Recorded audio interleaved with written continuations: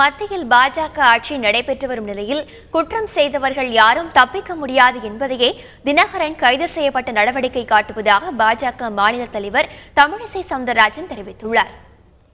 தினகரன் டெல்லியில் கைது செய்யப்பட்டிருக்கிறார். அதிகாரப்பூர்வமான ஆதாரங்களின் அடிப்படையில் சின்னத்தை பெறுவதற்கு லஞ்சம் கொடுத்த வழக்கில் அவர் கைது செய்யப்பட்டிருக்கிறார். ஊழலினால் சுருட்டிய பணத்தை சன்மானமாக கொடுத்து தமிழகத்தின் தன்மானத்தை அடகு வைத்து தமிழகத்திற்கு அவமானத்தை தேடி தந்திருக்கிறார்.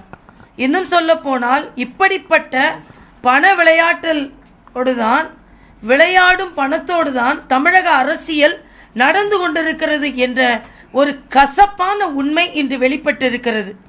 இன்னும் சொல்ல போனால் ஓட்டிற்கும் பணம் கொடுக்கிறார்கள்.